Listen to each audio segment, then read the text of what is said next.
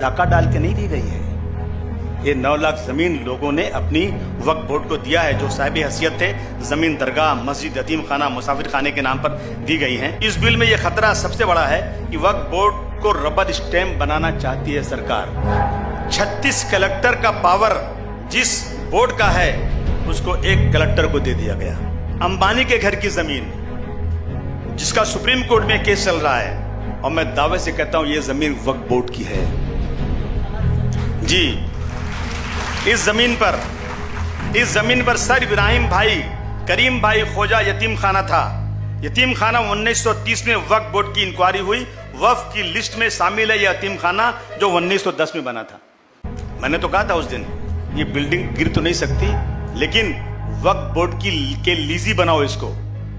वक्फ board से lease पर जगह लें। वो अब एक ही हल है कि अंबानी वक्फ बोर्ड के पास आए और कहें कि भाई ये जमीन आपकी है, मुझे इसको लीज पर दे दो, उसका लीज का भाड़ा हो जाए, दूसरा कोई रास्ता नहीं है। लेकिन ये भी सरकार करना नहीं चाहती। वक्फ का कानून यह है कि जमीन हमेशा वक्फ की रहेगी।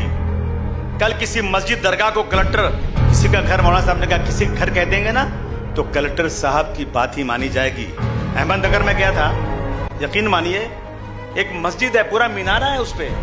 मैंने पार्लियामेंट में उठाया था, आज तक चिल्ला रहा हूं, अभी तक कुछ हुआ नहीं है। पूरा मीनारा है, उस मस्जिद में पुलिस स्टेशन चल रहा है, बगल में मस्जिद में कलेक्टर ऑफिस चल रहा है, सरकारी दफ्तर चल रहे हैं। जब कलेक्टर को यह फैसला करना होगा तो ये उसको वक्फ बोर्ड को मानेगा नहीं, ये कहेगा कि ये जगह किसी और की है। कलेक्टर राज में लंगड़ा लूला वक्फ बोर्ड बनने वाला है।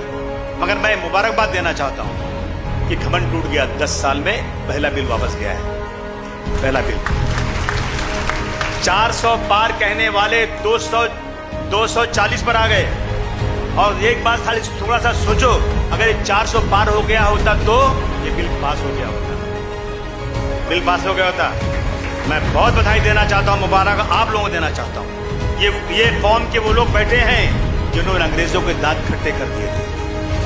ये वो लोग हैं। कब तक बेराह रवा रहेंगे? कब तक मुसलमान तुम अपने फैसले खुद करते रहोगे? मजहब में 5 बार अजान की जाती है। आओ बगल में खड़े हो जाओ, आओ जगह मत छोड़ना, कंधे से कंधा मिलाकर खड़े हो जाओ। सबसे ज्यादा मुसलमान में इंतशार।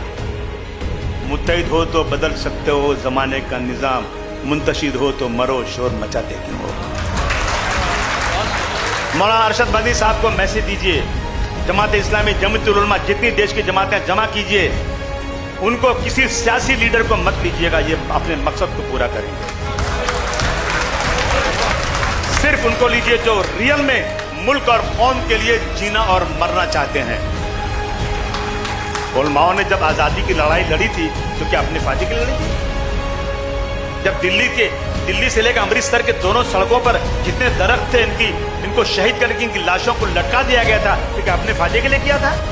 आगे आइए, कौम को बचाइए, और इंशाअल्लाह ये जमीन अल्लाह